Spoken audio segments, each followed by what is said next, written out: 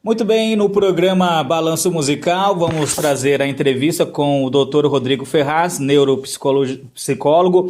Ele conversa com a gente hoje e o principal assunto é sobre os avanços, no tratamento de autista. Como que está o avanço para o tratamento destas crianças especiais? Boa noite, tudo bem, doutor? Boa noite, cara, tudo bem? Tudo certinho? Então, eu vou falar um pouco assim, né, sobre a minha cidade, Piraju, na minha clínica também, e a respeito também um pouco do que está acontecendo, os avanços, né, no sentido da bibliografia, o que a gente estuda, e algumas dicas, orientações que eu posso estar falando também para alguns pais, alguns professores estar fazendo na casa também, né, na sala de aula. Hoje em dia o autismo ele realmente está sendo muito estudado, tem muito artigo, tem muito livro agora, tanto que é uma linguagem mais acessível também para pais, professores, quanto linguajar mais técnicos. Então, assim, é um avanço muito rápido. Então, por isso, hoje em dia, nós estamos fazendo o diagnóstico de uma forma muito mais rápida, né? Então, antigamente, demorava-se muito para fazer esse diagnóstico e, digamos assim, a gente perdia muito tempo de tratamento, né?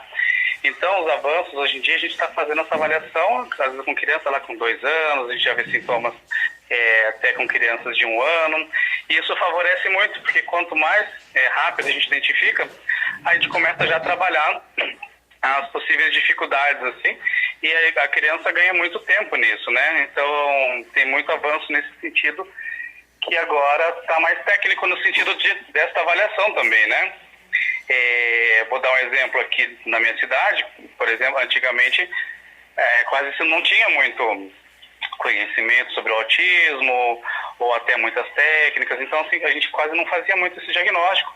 Hoje em dia, assim, quando vai na minha clínica, assim, vamos supor, a cada 10 pacientes, vamos por uma metade ali, vem com dar alta para diagnóstico para autismo, né? Então, justamente por causa dessas técnicas que estão mais avançadas, assim, né?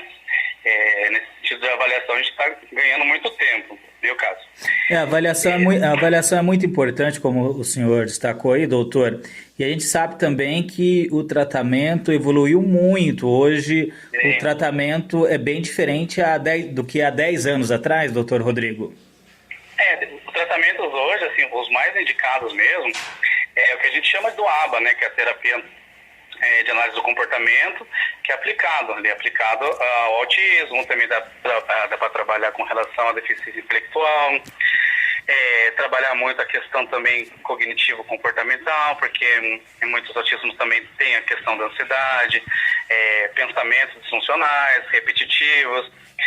Então, esse tipo de terapia, que a gente chama do ABA, que é análise do comportamento aplicado, cognitivo-comportamental, treinamento assim, também atencional, que é neuropsicológico, né? A gente tem visto muito avanço e, assim, todos embasados cientificamente comprovados. Então, ainda mais, assim, resultados às vezes até um pouco mais rápidos, quando a gente faz o procedimento tudo certinho, a gente treina na clínica, ensina aos pais, ou os cuidadores a estar treinando todas as habilidades que a gente está fazendo na clínica, na casa também, né? Então, assim, a gente vê um avanço muito significativo com essas terapias. Então, é muito importante estar fazendo esse diagnóstico para fazer essas terapias também, que está cada vez mais avançado, né? Doutor, e é comum hoje também algumas pessoas terem dúvida, será que meu filho é autista ou não? Por isso que existe vários testes para se identificar, porque hoje tem muitos graus de autismo, é isso, doutora? Isso, tem sim, né? Que a gente começa falando que tem um autismo mais leve, que antigamente chamava de Asperger, mais moderado, mais grave, né?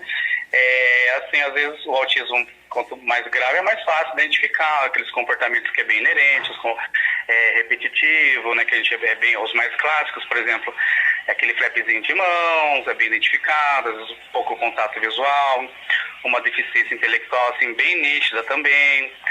Agora, os casos de deficiência, autismo mais leves são os mais difíceis de diagnosticar, porque às vezes os sintomas são mais brandos, assim, são mais leves mesmo, e às vezes as pessoas acham que é uma criança mal educada, que ele não tem modos, porque ele se expressa muito bem, o autismo leve tem uma inteligência compatível com a faixa etária, ou às vezes são muito mais inteligentes com relação à faixa etária dele, que eu tenho muitos casos lá, que são crianças ou autismo leve, e a gente faz um teste de QI, por exemplo, dá quase que um gênio ali, sabe? Eles são muito inteligentes. Mas aí tem a questão das dificuldades que é própria do autismo, que é nessa comunicação. Então, assim, são crianças ou adolescentes que não se colocam no lugar do outro, faz piadinha fora de hora, não quer tudo do jeitinho dele, às vezes a criança tá lá, não reparte brinquedo, quer tudo do jeito dele, ou um adolescente fica fazendo piada de todos, assim, né, não tem noção das consequências, o que acontece. Então há um prejuízo muito grave, assim, né, nessas questões mais sociais, que é justamente onde a gente tem que treinar essas habilidades sociais que a gente chama daí, né? Certo. Esse autismo mais leve. Certo, e até a Denise também tem uma dúvida aqui, ela está com a gente no programa aqui, e ela está até questionando aqui sobre o que seria, Denise, essa questão aqui. Então, doutor Rodrigo, assim, boa noite, né? Falando com você, assim, sobre tudo dos medicamentos, né? Hoje em dia, graças a Deus, por esse avanço que houve, né, nos tratamentos do autismo, eles não são mais muito só medicamental, tem muito essa parte das terapias, né, que os auxiliam até muito mais que medicamentos. O que você tem a dizer isso? E outra coisa, outra pergunta, que eu vejo assim, né, por algumas experiências de amigas e própria também, que animais ajudam de estimação, cachorrinho, gatinho, auxiliam, então, que os animais, então, ajudam eles a se tranquilizarem mais, é indicado?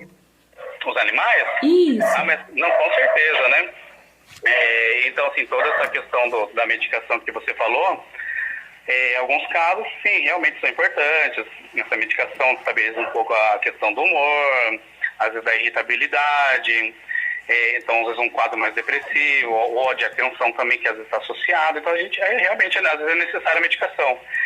Mas nem sempre é indicado falar que todo autismo vai precisar dessa medicação, não. Então, às vezes, é por isso que tem esses tratamentos, essas terapias, que é justamente para diminuir essa medicação, ou mesmo tirar, ou mesmo nem usar, porque às vezes é muito mais uma questão comportamental, que você treina, né, os pais, treinam na clínica, e não há necessidade necessariamente dessa medicação. Então, por exemplo, autismo tem muita questão, assim, dessa disfunção que a gente fala de controle inibitório. Então, assim, que a gente fala que é o pavio curto, né? Que é tudo do jeito dele, não consegue esperar. Está muito associado também, às vezes, com TDAH, que é o transtorno de déficit de atenção. Então, às vezes, você treinando essas questões, não há necessidade da medicação. Então, você vai treinar essa habilidade social no adolescente ou na criança, do esperar, resolver problemas, ensinar os pais nessa questão também, como fazer isso na casa, através de uma técnica que chama de reforçamento, que eu posso explicar um pouquinho com mais detalhes. Então, quando você treina essas questões mais sociais, os comportamentos, então, em muitos casos não há necessidade da medicação, e sim mesmo um treinamento de comportamento, né? Por isso que é muito importante essa questão que eu te falei da terapia ABA, né? Que é justamente para analisar o comportamento e depois trabalhar em cima daquilo. E a questão dos animais, realmente tem bastante estudo comprovando a eficácia no tratamento também, até de crianças mais graves. Também, assim, eles ficam mais sociáveis. Tem a questão do carinho que pega pelos bichinhos, né? Libera bastante serotonina, dopamina no cérebro. Então, assim, a gente vê que, além deles ficarem menos estressados, diminui a ansiedade, ajuda nessa questão também da socialização, né? Que fica lá com o bichinho, responsabilidade. Então, assim, realmente é bem indicado. Tem até também da ecoterapia, né? Andar com um cavalinho. Então, assim, sempre favorece essas terapias também com animais. É muito interessante isso. E sim, lembrando, né, doutor Rodrigo, que assim, antigamente não existia isso, né? Que era mais assim, só medicação e a criança lá, e a gente sabe como que foi, até a gente chegar aqui, como foi sofrido, né, para esses aspectos. Mas então, hoje em dia, sabendo que os pais também precisam de acompanhamento e precisam estar colaborando cada vez mais, entrando no mundo deles, para assim conseguir socializá-los, né, no mundo. Isso. É porque assim, tudo que a gente trabalha na clínica, a gente sempre trabalha muito com os pais primeiro, né? As primeiras sessões sempre é com os pais. Explica bem como que é essa análise do comportamento, explica a parte teórica, dá uma super aula de do autismo. Porque na clínica às vezes vai ficar lá 2, 3 horas por semana e, vamos supor, não vai dar muito resultado se não tiver o mesmo treinamento na casa, se não tiver o mesmo treinamento com os cuidadores ou na escola também.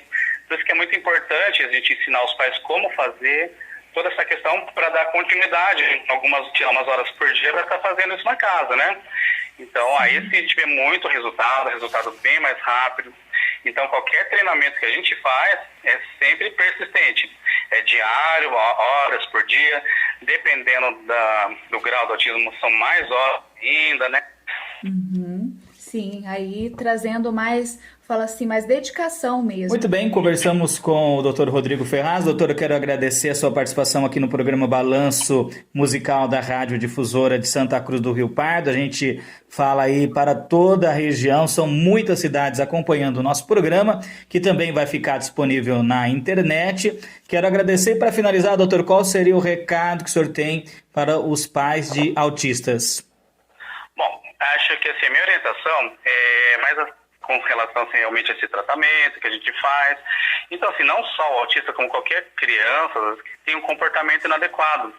E aí, o que a gente foca muitas vezes, a gente vê os pais focando,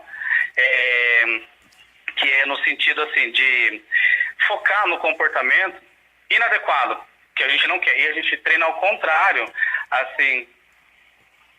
Aí assim, a gente foca muito no comportamento inadequado e não dá atenção para o comportamento que a gente quer. Então, como assim, como que eu estou falando assim? No sentido de, faz de conta que a criança tem uma birra. Então, toda vez que a gente faz uma birra, aí a gente vai lá, pune, põe de castigo, faz alguma questão nesse estilo, mas trabalhando com a punição. E aí, quando a gente trabalha com essa questão, a gente trabalha ao contrário, a gente trabalha com o comportamento que a gente quer. Então, assim, a gente fala que ele vai no mercado, se ele não fizer essa birra, vamos supor, a gente pode dar uma estrela, uma ficha, alguma coisa em troca, ou seja, a gente reforça o comportamento adequado e a gente vê muito mais resultado quando a gente trabalha com reforçamento, estimulando eles a fazerem alguma coisa, assim. Então, a gente tem um resultado muito melhor do que trabalhar com punição, castigo, pito, essas coisas que a gente vê que não funciona. Então, a dica que eu deixo para os pais é, assim, trabalhar muito essa questão do reforçamento do comportamento que é desejável. E para isso, dá para pesquisar na internet, que aqui não dá para explicar com muitos detalhes, mas, por exemplo, métodos de fichas, que se você digitar no YouTube, que você coloca aquelas tabelinhas, né, que você coloca os comportamentos que você quer que ele faça, ensina como é que deixam bem facinho, vai aumentando a dificuldade com o tempo e vai premiando, né, as coisas conforme eles desejam, pensando assim, se eu quero no quarto, por exemplo, a gente não espera já de início que ele arrume o quarto todo, então começo bem devagarzinho, até chega um momento que ele sabe já arrumar o quarto, foi premiado. Então, assim, a gente trabalha muito com a questão do reforço positivo, né? Pesquisar bastante sobre isso, pesquisar sobre esse método de fichas, que a gente vê muito mais resultado trabalhando com reforçamento do que com punição, tá? É que, assim, agora fica difícil explicar com detalhes, mas se pesquisar, na internet tem bastante material sobre o que eu estou falando daí. Mas, Cássio, assim, se alguém tiver muitas dúvidas, ok? Vou falar um pouquinho, então, da minha clínica aqui. Eu trabalho em Piraju, na clínica que chama Neurocenter. O telefone é 3351-3404. Aqui nós somos uma equipe multiprofissional. Então, nós temos aqui eu de neuropsicólogo, psicólogo, temos uma psicóloga também, cognitivo-comportamental, neuropsicopedagoga, fonoaudióloga, neuropediatra, neurologista, psiquiatra, endocrinologista, terapia ocupacional também e nutricionista, né? Então, todos esses profissionais trabalham todos em conjunto com os pacientes, com as crianças, com os adolescentes, adultos. Então, às vezes, se alguém tiver dúvidas, pode ligar na clínica, eles passam meu contato também, né? Assim, e aí, quando precisar de falar um pouquinho mais com detalhes, Cássio, eu fico à disposição também, né?